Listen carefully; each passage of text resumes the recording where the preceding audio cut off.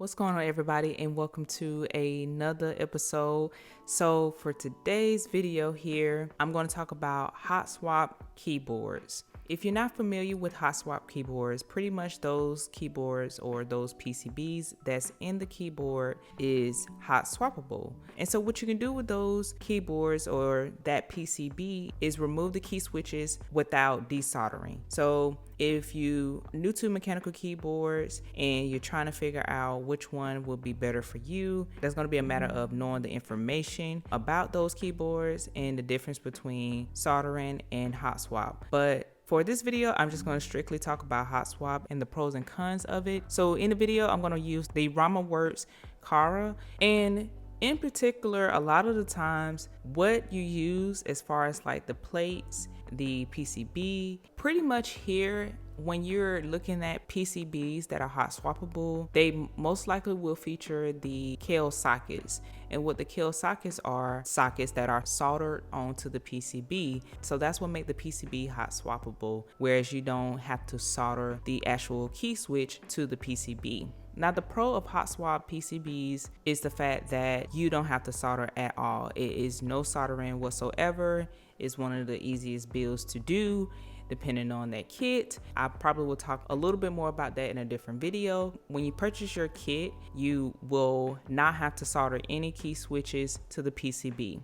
So that is a huge plus and the main selling point when it comes to hot swap mechanical keyboards. Now, that is why I purchased this particular keyboard and testing out different switches, which brings me to my next point is testing out multiple switches without desoldering. If you're looking for a quick switch and you want to test out a lot of switches because you haven't just quite figured out what switches that you like, or you just like typing on different switches, which means you probably like tactile and linear switches like I do, or you just like a variety of different tactile switches or linear switches. So you tend to like to switch out your key switches quite often. Now, if you like testing out different switches as they hit the market, there's a lot out there in the market and I just haven't gotten to that point just yet. But having a hot swap keyboard definitely helps out a ton because once again, you don't have to do any desoldering. Now, when it comes to desoldering, I know that can be a topic on its own, and that is why it can be a pain to do when you're just building a solderable mechanical keyboard versus using a hot swap. And so that kind of like brings me to my next point in time. So you typically can take less time building that keyboard if it includes the hot swap PCB. Now that also depends on the form factor here. When it comes to mechanical keyboards that have the 60% form factor, then you really should spend the least amount of time. Granted, that's not always true because sometimes you just run into little issues or little quirks in that kit. So that's pretty much going to be the pros when it comes to hot swap. Now let's go ahead and talk about the cons of having a hot swap keyboard or building one. Now, for the most part, it's really only 1 to 2 that I can currently think of right now. And the main thing is the key switches popping out when you're replacing keycaps. If you are trying to change out your switches or you change them out regularly or you just changing them out after a long period of using one particular key switch and you want to try something new, you can sometimes pull out the key switch as you're just removing the keycap.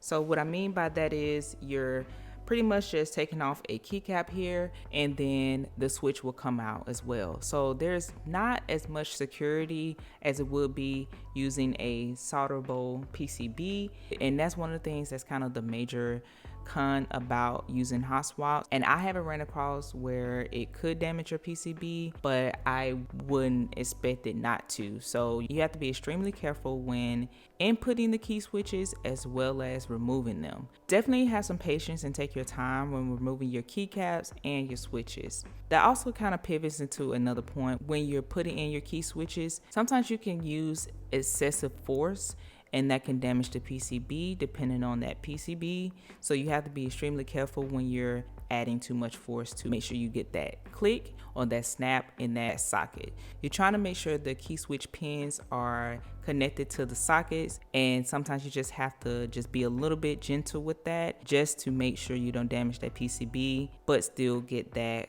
click or that sound effect that they are connected.